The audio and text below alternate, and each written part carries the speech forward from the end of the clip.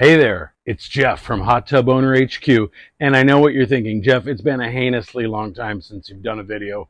What the hell's going on? And I'm sorry for that. I am back in action though, and that's going to be thanks to this little guy right here. My control pack went out several months ago, and I just haven't been able to repair it until now. But I am going to be replacing this right now, and I'm going to show you exactly step by step how I'm going to do it. So let's get started. I'm going to position the camera a little bit closer down here though, so you can get a more of a bird's eye view. So first things first, in order to change this out, we absolutely have to cut the power off at the disconnect box.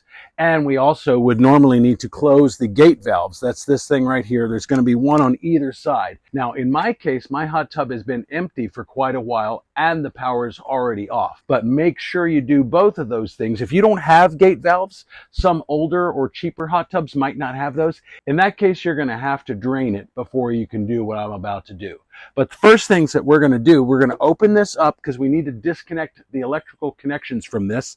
Then we're going to loosen these. These are called union fittings here, and they both unscrew. But then there's also some Phillips head screws here because it's basically two halves to make this complete circle. And you can just unscrew those Phillips screws right there and then just take the whole thing apart as opposed to just unscrewing it. So as much as possible, I'm going to use my drill here, but we may have to get a manual screwdriver for some of these things. That is not working very well on those screws, and I don't want to strip them out. So I'm going to go grab a manual Phillips head screwdriver to open the front panel here. Okay. So there's really just two screws up here, one at the top. I'm going to try a couple of different screwdrivers to see if I can find one that fits better than the others. So far, none of these are working quite right. Now, the good news is this is an old one that's broken. I don't really care about it. So if I need to, I can break open this panel, but I'd rather not do that if I don't have to. So I'm going to keep looking to see if I can find a Phillips head screwdriver that fits this screw better. All right, going to try this one now. It might help for me to put my hand behind this box while I press. All right, that one is working. All right, thank goodness. That was way harder than it really needed to be. Should be able to pull this panel loose. All right, there we go. Now you can see the inner workings of the control pack. It's also connected to the heater tube here. The main thing that I need to do is to disconnect like the top side panel, and this is the pump right here. We see that one going to the pump. These are brackets that can just be pulled out. There'll be the pump. I've got two pumps in my case, and then the top side panel should be connected here as well. And again, the power is totally off. Make sure your power is completely off. This is a 220 volt circuit that could cause serious damage if you were working on this with the power on. And then of course the main power line is right here, and that's going to require a Phillips screwdriver as well to disconnect that. So I've got to disconnect all of those things. Before I do that though, what I would normally do, and I can't do that because I'm using my phone to record this, I would take a picture of this so I could make sure that everything goes back exactly where it was, because this is the exact same control pack here. So I want to make sure that I know exactly where things go. The heater tube has two connectors right here. I don't actually have to do that because the heater tube is installed in the new one already. So I'm going to be replacing that as well. So that's the good news. The only other thing I need to do is the main power right here, as well as the top side panel, which is right here. So I'm going to disconnect all of those things. I had already disconnected these union fittings, which again, just kind of screw on to the PVC. So then it's a matter of undoing the bolts that hold this to the wood frame, which sometimes can be a little challenging because if there's been any level of water down here, and it looks like there has been, they could be a little bit rusty. And they're not usually Phillips or flathead screws, but they're usually bolts. So that could be a little bit challenging to get out, especially if there's additional bolts on the backside here, which I can feel that there are. So that might take a little bit of elbow grease to get all four of those bolts out. But the first thing is going to be to take all these connectors off. Okay, so I did actually stop to take a picture of this just so I can make sure. So I'm going to start by disconnecting the pumps. So these brackets, the pump connectors here, have little plastic tabs on the outside top and bottom here. I'm going to pinch those in, which will cause the bracket to go like that and release from the housing here. So I'm going to pinch and pull. Came right out. And I'm going to do the same with the other one. Pinch and pull right out.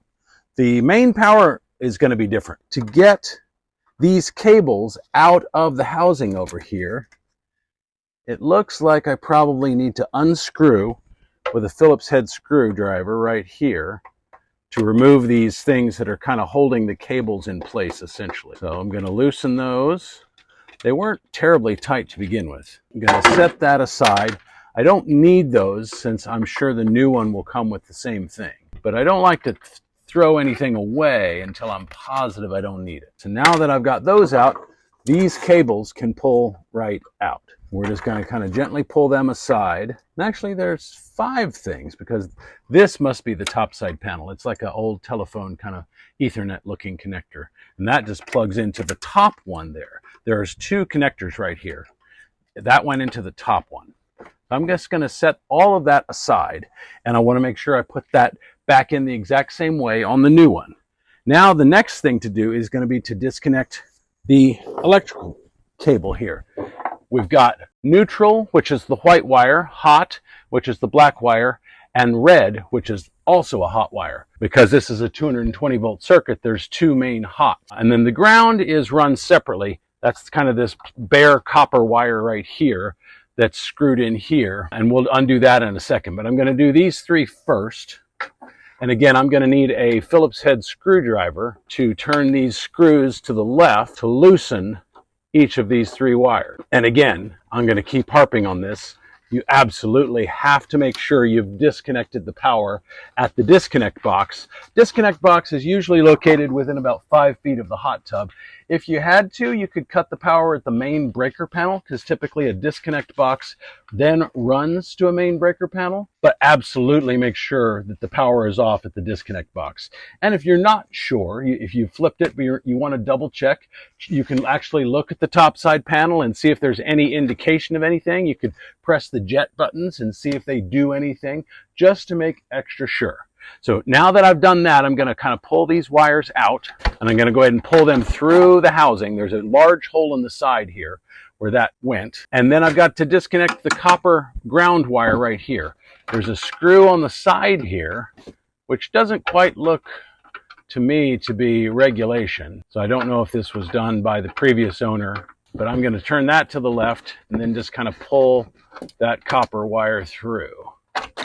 There we go. And I'm just going to kind of pull all of that power cord and set it aside for right now. Now, I mentioned the gate valves earlier. That's these things. So if your hot tub is full of water, you will want to close those. They sometimes have this little lock thing, so take that off and then push it down, and then it'll go into a little groove slot and turn, and that will essentially cut the flow of water on either side of the heater. Again, there's one on this side and should be one on the other side as well.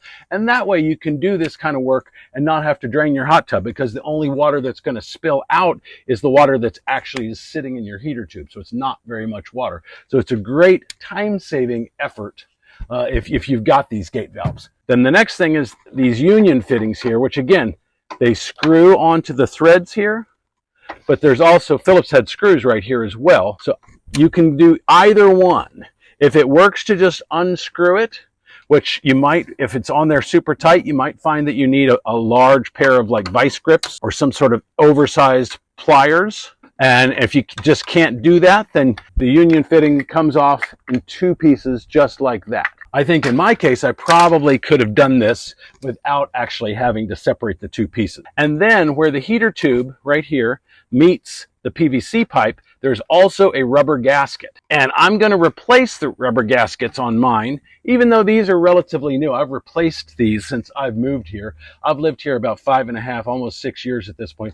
These aren't that old, but I'm going to replace them anyway because the new control pack came with new ones, and these do wear out. And the most common cause of leaks in hot tub is often from worn rubber gaskets like these. And the good news is these are cheap. These are just a couple of bucks, and following the same procedure minus having to disconnect anything, you can replace these very easily yourself. And again, they just kind of go right here. There's a grooved side and a flat side. The grooved side goes towards the PVC pipe away from the heater tube. Same on the other side. All right, so now the next thing I have to do is get some pliers and disconnect the 4 bolts that are holding this control pack to the wooden frame. And again, because they're a little bit rusty, I might have some difficulty here. They may crumble on me a little bit. Again, because I'm replacing this thing, I don't actually need this to be in pristine condition.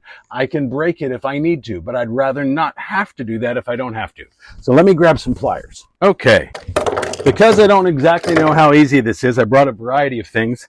I brought some nut drivers, I brought one of these guys, and I brought some regular pliers as well. First thing, I wasn't sure. This is too big, so that's not going to work. All right, this is the right size, and I'm going to turn it to the left, and it is working. So that's the good news.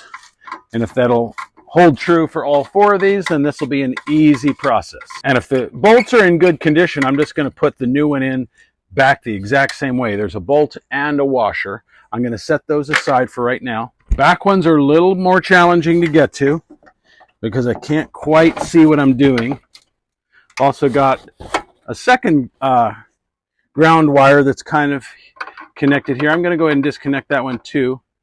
Not actually sure where that goes to, but because it goes behind everything here. But I'm going to disconnect that and then make sure I reconnect that to the new control pack. It will make it easier to get my nut driver back there. Very hard to get enough clearance for me to turn this. So I might see if it works for me to try and turn it with my pliers, at least until we get it loose enough to turn by hand. So let's see. But we're running into the wood frame here. Now, one possibility, if they were smart, they might have had that where you could slide the thing forward and then tighten the bolt. I don't know if that's the case or not. No, it just broke. But like I said, that's okay because we don't need this thing anymore. I'm going to set that aside. All right, somebody's cheering for me apparently. But now that I've got that out of the way, here's my other rubber gasket, the old one. I am going to go ahead and remove these bolts so that they are out of our way, and it'll be easier to do that now with the control pack going. And that broke as easily as it did because much of this, with the exception of the heater tube, is made of plastic. And I imagine this is the original control pack for this hot tub. And I imagine this hot tub is at least 10 or 12 years old. So the plastic could have been a little brittle because after all, it is in close proximity to heat, both the water flowing through the heater tube as well as the actual shell, which is right behind this fiberglass panel of insulation here that you see that's pink. All right, that's done. Now we're ready for our new control pack, which is right here and pretty much looks exactly the same. So I'm going to go ahead and hook it up, put it right there, probably wait to screw it in until I've actually connected the connectors on either side, just in case I need a little bit of wiggle room. You could do that first and then the connections inside the box. I don't know that it makes a big difference either way, but I'm going to do the connections inside the box first, I think. And I'm just going to connect this one the exact same way I disconnected the other one. Now, a lot of the time, you can order these control packs on Amazon. I couldn't actually find this one on Amazon, but as you see, it pretty much looks exactly the same. I am going to more or less kind of position it where it was. I'm going to go ahead and reconnect this ground wire over here. This is just one big ground bar, so it doesn't really matter which of these the ground connects to. I've got to disconnect this over here, the thing that holds the cables in place. I've got to remove those in order to get the cables in here, and then we'll put it back. So again, this process is pretty much exactly the same as what you saw with removing the previous, just backward. The bottom one has a single screw, whereas the top one has 2 screws. All right, I'm going to set those down here, and I'm just going to connect this all up, and I'm going to kind of show that to you a little bit sped up. I know there's a lot of detail in this video, and I know some of you will want that level of detail. I'm going to kind of speed that part up a little bit just so you're not totally bored.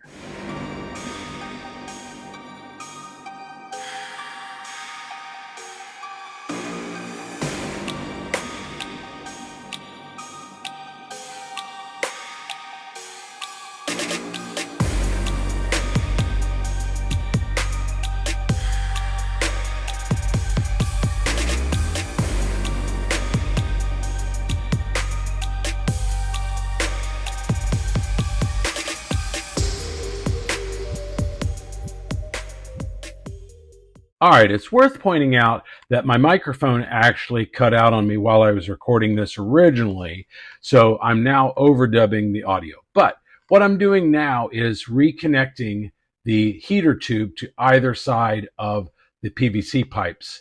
And I'm making sure to put those rubber gaskets in place. And again, there's one side that kind of protrudes more than the other, and that goes towards the PVC, not towards the heater tube.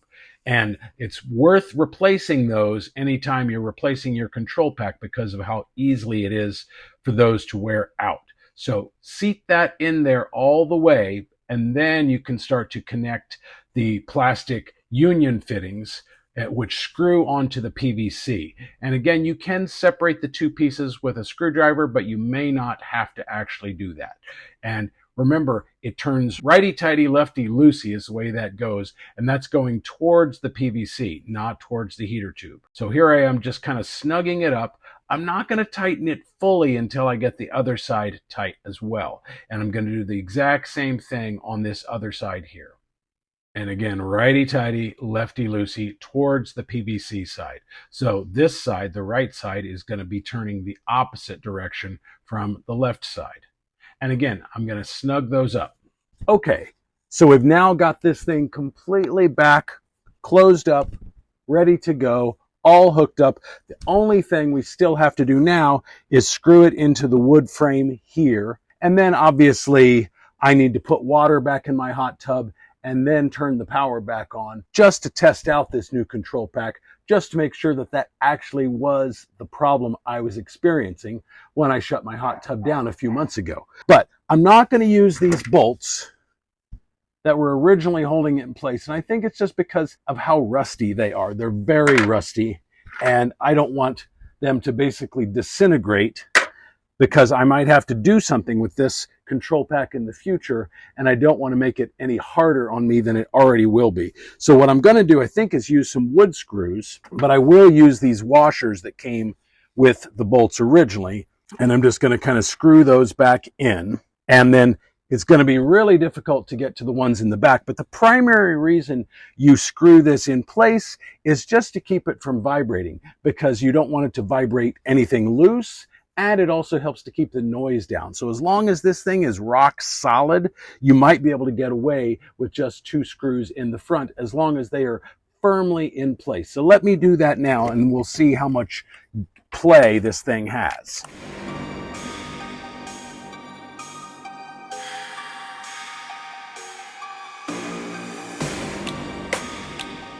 That already feels pretty solid. I'm going to put one in on the other side now. It's worth pointing out, too, that a lot of the time on these videos, I actually show you when I'm not sure about something, or I show you when something goes wrong.